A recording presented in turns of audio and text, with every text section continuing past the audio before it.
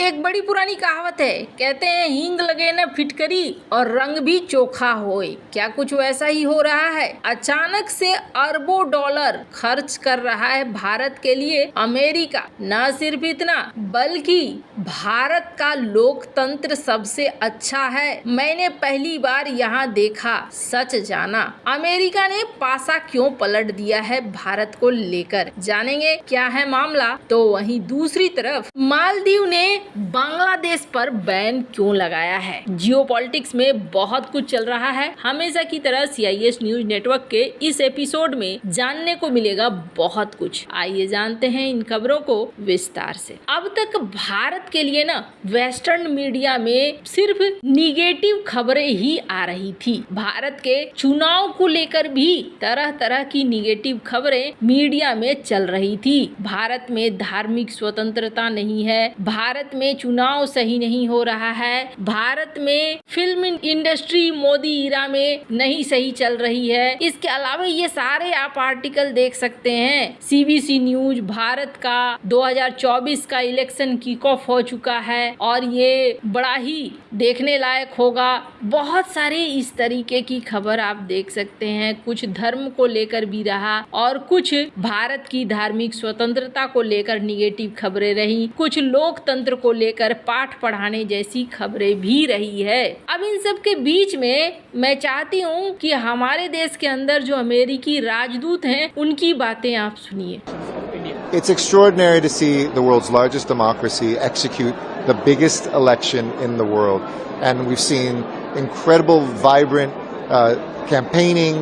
We've seen parties, we've seen rallies. And it's something, just as a first-time observer, that is very, very inspiring to see.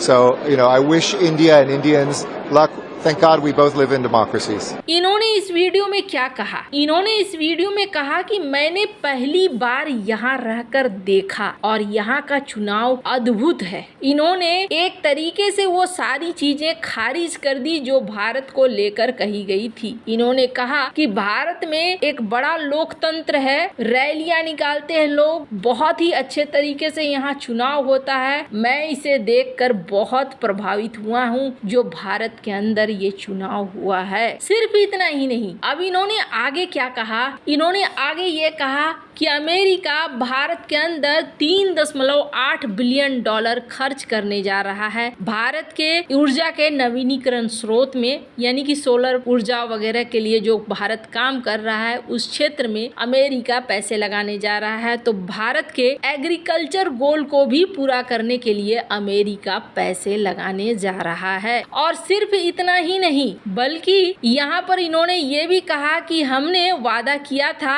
PM Modi से कि एक Indian को हम जरूर भेजेंगे इस साल के अंत तक में स्पेस सेंटर में। हम ऐसा करने जा रहे हैं। सारी नई पुरानी बातें इन्हें अब याद आने लगी हैं जो वादा इन्होंने भारत के साथ किया था। अच्छी बात यह है कि एरिक गारसेटी ये वो शख्स हैं जो भारत आने से पहले एकदम ही उल्टे विचार रखा करते थे। CAA को लेकर भी इन्होंने अपने विचार कुछ वैसे ही दिए थे जैसी निगेटिव मीडिया में छपती है, पर अब जाकर इन्हें भारत में रहकर समझ में आया। इन्होंने खुद इस बात को स्वीकार किया। आर्टिकल देख सकते हैं कि मैं पहली बार यहाँ ऑब्जर्वर के तौर पर रहा। कई ऐसे एक्सपर्ट हैं जो ये मानते हैं कि अमेरिका में बैठे लोग जब रिपोर्ट बनाने के लिए बैठते हैं तो उसमें कई बार ऐसा होता है कि सिर्फ सुनी सुनाई बातों के आधार पर उन्होंने एक रिपोर्ट बनाकर रख दिया। अब जिस धार्मिक स्वतंत्रता की बात ये कहते हैं उस संगठन में एक भी हिंदू नहीं है, तो फिर आप कैसे हर धर्म को आप जज कर सकते हैं? सवाल ये भी उठा। अब जाकर जब ये यहाँ रहे, जब ये आने वाले थे, तब डॉक्टर एस जयशंकर ने कहा था आने दो, प्यार से समझा देंगे। और यहाँ आने के बाद इन्होंने यहाँ के हालात को देखा, चीजों को देखा। अब इन्हें समझ में आ रहा है कि भारत असल में क्या है। बाहर जो छवि निगेटिव बनाने की कोशिश होती है वो एक अलग चीज है, अंदर भारत के अंदर किस तरीके की चीजें हैं। अब ये खुद अमेरिका अमेरिका कह रहा है और ये बहुत अच्छी बात है। चाहे जियोपॉलिटिकल रीजन हो, चाहे चाइना की वजह से हो, चाहे जिसकी भी वजह से हो, या फिर सचमुच इनकी आंखें खुली हो, जो भी हो कारण, पर भारत को लेकर अब इनके पास पॉजिटिव खबरें हैं। जहां एक तरफ अमेरिका की तरफ से भारत के लिए पॉजिटिव खबर निकल कर आ रही है, तो वहीं दूसरी तरफ ये जो अपना पड़ोसी है मालदीव, स्क्रीन पर एक आर्टिकल देखिए। अच्छी बात यह है कि भारत और मालदीव के बीच जो भी समस्याएं हैं, उन समस्याओं का समाधान किया जा रहा है। हमारे विदेश मंत्री डॉक्टर एस जयशंकर ने इस बात को कहा कि धीरे धीरे आराम से ही जो भी मालदीव और हमारे बीच की समस्या है उन्हें हम दूर कर रहे हैं। और ऐसा माना जा रहा है कि मुइजू ने बोल तो दिया बहुत कुछ, लेकिन मुइजू को अब समझ में आने लगा है कि स्थिति बड़ी गंभीर है। ORF की एक खबर देख सकते हैं, इसमें इन्होंने क्या कहा है। मालदीव ने भारत के जो रूप दिखलाया है, भारत ने पैसे वगैरह देकर और कर्ज वगैरह देकर रीस्ट्रक्चर करके उसको लेकर भारत को धन्यवाद जताया है। अब मुइजू फंसे कहाँ, जिसकी वजह से मालदीव ने यू टर्न लेना ही सही समझा है, तो यहाँ पर फंसे। पहले जब मुइजू सत्ता पर बैठे थे तब उनको लगा था कि सब कुछ आसानी से हो जाएगा। हालांकि कई बार जो अनुभवहीन लोग होते हैं उनके साथ ऐसा होता है। अब सत्ता पे ये कुछ से कुछ हो सकता है, इन्होंने चाइना से बड़ी उम्मीदें लगाकर ये बैठे हुए हों, उसी हिसाब से इन्होंने बहुत सारी बातें कह दी। जब चाइना से ये घूम के आए थे तब एयरपोर्ट पे इन्होंने कहा था कि हम किसी के बैकयार्ड में नहीं बसते हैं और कोई भी हमें आंख नहीं दिखा सकता है, हमें दबा नहीं सकता है, बुली नहीं कर सकता है, ये इन्होंने कहा था। पर जब सच सामने आने लगा तब चीजें बदलने लगी।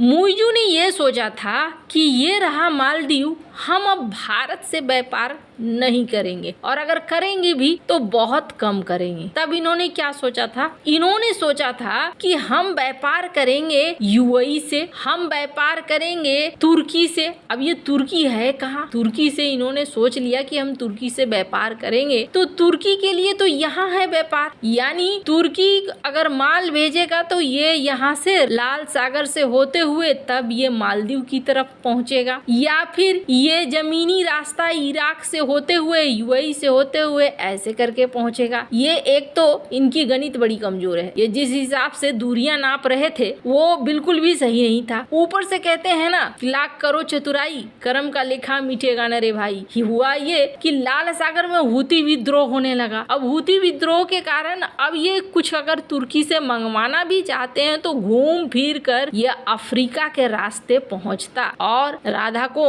नौमन तेल होगा और ना राधा नाचेगी। ये वाला सीन इनके साथ पैदा हो गया। पैसा इनके पास है नहीं, अब इतना खर्चा ये करें तो करें कहाँ से, इसलिए ये बड़ी मुश्किल में फंस गए। अब इन्होंने भारत से पहले गुहार लगाई कि हमारा दैनिक जो खाने की चीजें हैं वो दे दो, ताकि हंगामा खड़ा ना हो जनता के बीच में। और दूसरा, इन्होंने चाइना से कहा कि आप रिस्ट्रक्चर कर दो। चाइना ने जरूर कुछ ऐसा डिमांड रखा होगा जिस डिमांड को मालदीव अभी पूरा नहीं करना चाहता है, जिसकी वजह से चाइना ने रिस्ट्रक्चर करने से मना कर दिया, फिलहाल के लिए टाल दिया। और ये मुसीबतें अब मालदीव के लिए संकट बनने लगी। मालदीव अब अपने में सुधार ला रहा है। सबसे पहले तो बांग्लादेश को इन्होंने बैन किया है। क्यों बैन किया है? इनका कहना है कि कोई भी उठकर कामगार बनकर चला आता है जिन्हें काम नहीं भी आता है, तो हमें अब बांग्लादेश से ऐसे नागरिक नहीं चाहिए, चुन चुन कर हम नागरिक लेंगे। वैसे आपको क्या लगता है इन सब मामले में, आपकी क्या राय है? कमेंट कर जरूर बताएं। जल्द मिलते हैं अगली वीडियो में नई खबर के साथ।